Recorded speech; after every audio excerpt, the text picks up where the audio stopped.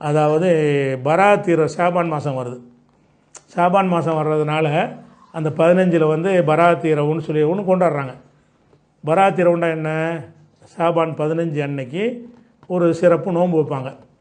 அதுபோக இரவுல புறம் பள்ளியாசலில் பயான் வைப்பாங்க. அதுக்கப்புறம் மகரிபு தொழுகைக்கு பிறகு 3 யாசின் ஓதி 3 பாத்தியாவெல்லாம் ஓதி என்ன செய்வாங்க வீட்டுக்கு வீடு பாத்தியா ஓதுவாங்க. பல நோக்கத்துக்கு இப்படி சில காரியங்கள்லாம் செய்கிறாங்க. இந்த பராத் இரவுங்கிறது மார்க்கத்தில் உண்டாங்கிறது நிறைய செஞ்சுக்கிட்டு இருக்கிறாங்க. பரவாயில்ல செய்கிறாங்க. நம்ம நாட்டில் பாகிஸ்தானில் செய்கிறாங்க, சர்வதேசத்துலலாம் இல்லை. அப்போ இந்த பராத் இரவுன்னு சொன்னால் இது எதனால் செய்கிறாங்க என்னன்னு கேட்டிங்கன்னா, முதல்ல கேட்டுங்க, பராத்து எந்த ஒரு இஸ்லாமிய வணக்க வழிபாடாக இருந்தாலும் அதனுடைய சொல் வந்து அரபி மொழிலாம் இருக்கும். ரசூலுல்லாஹ் அரபி தானே தெரியும். எந்த ஒரு வணக்கத்துக்கு பேர் வைக்கிறதா இருந்தாலும் என்ன செய்வாங்க, வந்து அரபியில் தான் சொல்லுவாங்க. சலாத்து சௌமு அப்படின்னு. இப்போ லைலத்துல் கதிருங்கிறோம். லைலத்துனா என்ன? இரவு. கதிர்னா மகத்தான இரவு. அதுக்குரிய பேர் அரபிலான இருக்குது. இந்த பராத்துக்கு இரவுக்கு லைலத்துல் பராத்துன்னு ஒரு சொல்லாவது ஹதீஸில் இருக்கான்னு தேடுங்க. லைலத்துல் கதிர்னு சொல்கிற மாதிரி கதிருடைய இரவு பராத்து, ஷபே பராத்தும்பாங்க பார்சியில். ஷியாவுடைய பாஷை தான் பார்சி, ஈரான். பார்சி ஷப்புன்னா இரவு, ஷப்புன்னா இரவு, பராத்துனா ஷபே பராத். நோட்டீஸ்லாம் அப்படி தான் அடிப்பாங்க, ஷபே பராத்துன்னு. ஷபே பராத்துன்னு இந்த வாசகத்தை போடும்போது என்ன விளங்குது, இப்படி ஒரு சொல்ல குரானில் இல்லை. லைலத்துல் பராத்துன்னு இல்லை, லைலத்துல் பராத்துன்னு ஹதீஸில் இல்லை. ஹதீஸில் இப்படி ஒரு சொல்லே கிடையாது. ஒரு இரவு லைலத்துல் ஜும்மா, லைலத்துல் ஹமீஸ், லைலத்துல் கதிரு அப்படின்னு ஒரு இரவுக்கு அந்த பேரை சொல்லி ஹதீஸில் வருதா இல்லையா? அந்த மாதிரி பராத்துன்னு ஒன்று இருந்திருந்தால் லைலத்துல் பராத்துன்னு என்ன இருக்கணும், ஒரு சொல் இருந்திருக்கணும். இல்லை. அப்போ இவங்களாம் உண்டாக்குனதுனால தான் லைலத்துல் பராத்துன்னு சொல்லாமல் ஷபே பராத்துன்னு சொல்கிறாங்க. அதை விளங்கிக்கணும். சரி, என்ன ஆதாரம் இது காட்டுறாங்கன்னு கேட்டால், குரானில் ஒரு வசனம் இருக்குது 40 தெரிஞ்சுக்கிறதுக்காக வேண்டி. 44வது அத்தியாயத்தில் 3, 4, 5 வசனம். அதில் என்ன இருக்குதுன்னு கேட்டால், இன்ன அன்சல்நாஹு ஃபீ லைலத்தின் முபாரகத்தின். இந்த குரானை வந்து பாக்கியம் பொருந்திய இரவில் இறக்கினோம். இந்த குரானை வந்து ஒரு பாக்கியமான பரக்கத்தான ஒரு இரவில் இறக்கினோம். அதில் வந்து பல விஷயங்கள் முடிவெடுக்கப்படுகிறது. இந்த கருத்தில் இந்த வசனம் இருக்கிறது. இந்த பராத்து கூட்டம் என்ன செய்வாங்கன்னு கேட்டால், இதை காட்டி அந்த பரக்கத்தான இரவுன்னு சொல்வது எது பராத் இரவு, பரக்கத்தான இரவில் இறக்கிறோம் நல்லா சொல்கிறான்ல.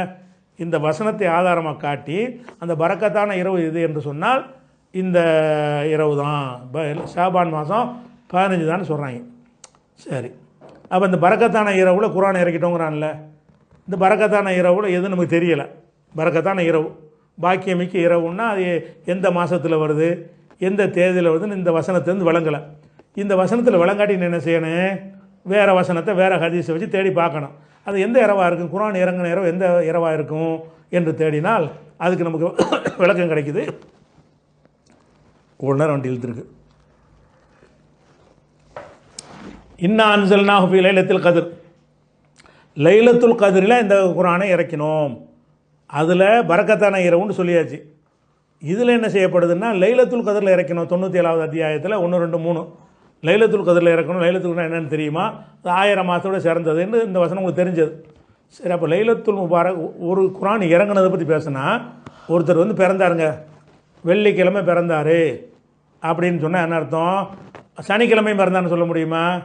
வெள்ளிக்கிழமை பிறந்தார் அப்புறம் சனிக்கிழமை பிறந்தான்னு ஒரு ஆளுக்கு 2 பிறந்த நாள் சொல்ல முடியுமா? சொல்ல முடியாது.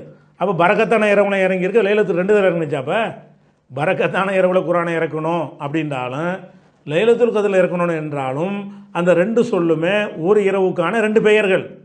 பரக்கத்தான இரவு என்பது அந்த லைலத்துல் கதிர் தான். லைலத்துல் கதிர் என்ற பெயரில் நம்ம சொல்லிக்கொள்ளக்கூடியதும் அந்த லைலத்துல் கதிர் தான். அப்போ இவன் என்ன செய்கிறான்னு கேட்டால், லைலத்துல் கதிருங்கிறது அது வேறு. அப்போ 2 குரானா? அப்போ லைலத்துல் கதிரில் இறங்கின குரானை எங்கள்கிட்ட இப்போ இருக்குது, பராத்தில் இறங்கின குரானை கொண்டு போவோம். லைலத்துல் கதிரில் குரான் நம்ம எல்லாம் வச்சுக்கிறோம்ல, அதில் இருக்குது, நம்மள்ட்ட இருக்குது. இப்போ பராத் இரவுல ஒரு குரான் இறங்கியிருக்குங்கிறது எங்கே? இது இல்லை, ஒன்று தானே இருக்குது. அப்போ ஒரு இடத்துல பரக்கத்தான இரவுல இறக்கணும், ஒரு இடத்துல லைலத்துல் கதிரில் இறக்கணும். அப்போ 2 இரவுல கிடையாது, ஒரு இரவு தான். அப்போ அந்த இரவு எங்கே இருக்குது, அதை தேடணும்னு சொன்னால் குரானில் 185 வசனத்தில் இருக்கிறது. ஷஹுர் ரமலான் அல்லது உன்சில ஃபீஹில் குரான், ரமலான் மாதத்தில் தான் குரான் அருளப்பட்டது. அப்போ ரமலான் மாதத்தில் அருளப்பட்டதுன்னா அந்த இரவு ரமலான்லாம் இருக்குன்னு அர்த்தம். பாக்கியமிக்க இரவில் இறக்கினோம், அது ரமலானில் இருக்கிறது. மகத்தான இரவில் இறக்கினோம், அது ரமலானில் இருக்கிறது. அப்போ அந்த இரவு எங்கே தான் இருக்க முடியும்? ரமலானில் தான் இருக்க முடியும்னு இருக்கும்போது இவன் ரமலானில் ஒன்று பயான் 2 பயானுக்கு டைம் கிடைக்குங்கிறதுக்காக என்ன பண்ணுறான்னு கேட்டால் ஃபங்க்ஷனுக்கு உள்ள வருமானம் தானே, அதுக்காக என்ன பண்ணுறாங்கன்னு கேட்டால் அது ஒரு முதல் வானத்துக்கு இறங்குனுச்சான். அப்புறம் அங்கே வச்சுருந்து அங்கேருந்து மரம் இங்கே இறங்குச்சுன்னு சொல்கிறாங்க. அப்படிங்கிறதுக்கு யார் சொன்னாங்க? அல்லாஹ் சொன்னாங்களா? அல்லாஹ் சொன்னானா? ரசூலுல்லாஹ் சொன்னாங்களா? என்னப்பான்னு கேட்டால் பதில் முதல் வானத்துக்கு எல்லாம் இறக்கிட்டானா குரானை பராத் அன்னைக்கு. லைலத்துல் கத்ர் அன்னைக்கு அங்கேருந்து மரம் இங்கே இறக்குனானா, அங்கேருந்து இங்கே வானத்தில் வச்சுக்கிட்டு இது எப்படின்னு சொல்கிறோம்? இப்படி மார்க்கத்தில் சொல்லப்பட்டு தான் நீ சொல்லு. இப்படி யார் சொன்னா? அல்லாஹ் சொன்னானா? இப்படி நபி சொன்னாங்களா? அப்போ இது மாதிரி பைத்தியக்காரத்தனமாக சொல்லி இதை உண்டாக்கியிருக்காங்க. இது ஒரு ஆதாரம் இல்லை, விளைவிக்கிறங்க. பராத்திரம் ஒன்று கிடையாது. அடுத்து என்னென்னு கேட்டால் ரமலானுடைய 15வது நாள் வந்துவிடும் என்று சொன்னால் அதனுடைய பகலில் பூரா எழுந்திருந்த தொழுங்கள், பகல் பூரா நோன்பு வையுங்கள் அப்படின்னு சொல்லி ரசூலுல்லாஹ் சொன்னார்கள் அப்படிங்கிற ஒரு ஹதீஸு இருக்குது இப்னு மாஜாவில் 1378வது ஹதீஸில் இருக்குது. எப்படி இருக்குன்னு கேட்டால் ரமலான் மாதம் வந்தால் ஷாபான் மாதம் 15 வந்தால் அதன் இரவெல்லாம் நின்று வணங்குங்கள், பகல்லாம் நோன்பு வைங்க, அதனுடைய பகலில் நோன்பு வைங்க. அப்போ இன்றைக்கி நோன்பும் இருக்குது, ராத்திரி வணக்கம் இருக்குது அப்படின்னு சொல்லி அது மாதிரி அல்லாஹ் இறங்கி என்ன செய்வான்னு கேட்டால் பாவ மன்னிப்பு தேடக்கூடியவர் இல்லையா, மன்னிப்பு கேட்கக்கூடியவர் இல்லையா, நான் மன்னிக்கிறேன், துன்பத்திலிருந்து விடுதலை பெறக்கூடியவர் இல்லையா, என்னை கேளுங்க என்று அல்லாஹ் சொல்லுவான் என்றெல்லாம் அதில் சேர்ந்து வருது. இது இப்னு மாஜாவில் வருதாச்சா? இந்த ஹதீஸை பொறுத்த வரைக்கும் இதை அறிவிக்கிற ஆள் யாருன்னு கேட்டால் அபூபக்கர் இப்னு அபூ சபுரா என்பவர் அறிவிக்கிறார். இவர் எப்படிப்பட்ட ஆள்னு கேட்டால் ஹதீஸை இட்டுக்கட்டி சொல்கிற ஆள்.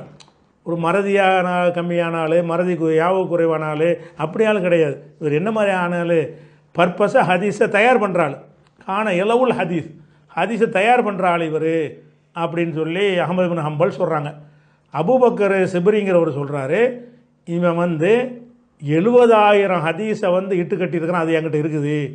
இந்த 70,000 ஹதீஸின் ஃபில் ஹலால் ஹலால் ஹராம் சம்பந்தமாக இந்த ஆள் இட்டுக்கட்டின ஹதீஸ் 70,000 இருக்குது, என்கிட்ட இருக்குதுன்னு சொல்கிறார். அப்போ இவன் இட்டுக்கட்டின ஹதீஸ்லாம் தொகுத்து ஒருத்தர் பேசுகிற அளவுக்கு உள்ளது. அதே மாதிரி அவர் சொல்கிறாரா, புகாரி நசாயி இவங்கெல்லாம் சொல்லியிருக்கிறாங்க, இட்டுக்கட்டக்கூடிய ஒருவன் ஹதீஸை தயார் பண்ணக்கூடிய ஒருவன் வழியாக சொல்லப்பட்டிருக்கிறது. இதை இந்த இட்டுக்கட்டப்பட்டதை ஆதாரம் காட்டிக்கிட்டு பராத்திரவன் கொண்டாடுறாங்க. இது முதல் ஹதீஸ். இது சரி. 2வது ஹதீஸ் என்னன்னு கேட்டால் அதில் இது எங்கே வருதுன்னா திருமதியில் வரக்கூடிய ஹதீஸ். ரசூலுல்லாஹ் ஒரு நாள் இரவு காணவில்லை, தேடி பார்த்தேன், பின்னாடி போனால் பக்கிங்கிற இடத்துல இருந்தாங்க. எதுக்கு என்னைய பயப்படுறியா அப்படின்னு கேட்குறாங்க. இல்லை நீங்கள் என்னை விட்டுட்டு வேறு மனைவிட்டு போயிட்டீங்களோன்னு தேடி வந்தேன் அப்படின்னு சொன்னாங்களாம். அப்போ ரசூலுல்லாஹ் சொல்கிறாங்க, அப்படி கிடையாது, இந்த ஷாபானுடைய இரவு 15வது இரவில், ஷாபானுடைய பாதி 15 இரவில் அல்லாஹ் வானத்துக்கு முதல் வானத்துக்கு வர்றான். களபு கோத்திரத்தாருடைய ஆடுகளுடைய மயிர்களின் எண்ணிக்கை அளவுக்கு மக்களை மன்னிக்கிறான். அப்படி ஒரு நாளாக்கும் இது. அதனால் நான் எந்திரிச்சு போய் என்ன அல்லாட்ட துவா செய்ய, அதுக்கு எந்திரிச்சு வீட்டில் உட்காந்து துவா செய்ய வேண்டியானே காணான்னு சொல்கிறாங்க. சரி, இந்த ஹதீஸை திருமதியில் இருக்குது. திருமதியில் இருந்துட்டால் அந்த திருமதியில் காரணம் சொல்லிவிடுறார். என்ன சொல்கிறாரு? இந்த ஹதீஸை உருவா சொன்னதாக யஹ்யா பின் அபு கசீர் திருமதியை சொல்கிறார். அந்த ஹதீஸு கீழே சொல்கிறார், யஹ்யா பின் கசீர் என்பவர் லம் யஸ்மா மின் உருவா என்பவரிடமிருந்து யஹ்யா பின் கசீர் எதையும் செவியுற்றதில்லை. அவர் காலத்தில் உள்ள ஆள் கிடையாது. அவர் என்ன செய்கிறாரு? உருவா சொன்னதா ஒரு சொல்வதாக நான் சொல்வதாக இருந்தால், நான் சொல்வதாக ஒருவர் சொல்வதாக இருந்தால் என்னை பார்த்துருக்கணும், என்கிட்ட கேட்டிருக்கணும். அப்போ நான் ஒருத்தரை சொல்வதாக இருந்தால் 100 வருஷத்துக்கு மூத்தா போன ஆளை பற்றி அவர் சொன்னார் நான் சொல்ல முடியுமா? பொய்யா தானே இருக்கேன். அப்போ இவர் யஹ்யாங்கிறவர் சொல்கிறாரு உருவா சொன்னதாக, ஆனால் உருவாவிட்டு எதுவும் கேட்டது கிடையாது. அதே மாதிரி இதில் யஹ்யா சொன்னதாக ஹஜ்ஜாஜ் இப்னு அர்த்தாத்துங்கிறவர் சொல்கிறாரு, அவர்கிட்ட இவரும் கேட்டது கிடையாது. அதாவது உருவா சொன்னார்ன்னு யஹ்யா சொல்கிறாரு, இவங்க 2 பேரும் சந்தித்தது கிடையாது. அந்த யஹ்யா சொன்னார்ன்னு ஹஜ்ஜாஜ் சொல்கிறாரு, இவங்க 2 பேரும் சந்தித்தது கிடையாது. அப்படி இருக்கும் பொழுது இரட்டை பலவீனம் இருக்கிறதுனால இது ஒரு ஆதாரமே கிடையாது. அதே மாதிரி ரசூல் ஸல்லல்லாஹு அலைஹி வஸல்லம் அவர்கள் ஷாபானில் அதிகமாக நோன்பு வைப்பார்கள். அதிகமாக நோன்பு வைப்பார்கள் என்பது அது ஷாபான் 15 குறிக்காது, ஒன்று தான் வைப்பாங்கன்னு சொல்ல வர்ற அதிகம்னு வருது. ஆனாலும் இந்த ஹதீஸ் பலவீனமான ஹதீஸ். இதை சொல்கிறது யாருன்னு கேட்டால் அத்தா இப்னு யஸார் என்பவர் சொல்கிறாரு. ஒரு சஹாபியே கிடையாது. ரசூலுல்லாஹ் ஒன்றை சொல்வதாக இருந்தால் அவர் சஹாபியாக இருக்கணும், நபி தோழராக இருக்கணும், நபி காலத்தில் வாழ்ந்திருக்கணும். இவர் நபி காலத்துக்கு பிந்தின ஒரு ஆள்.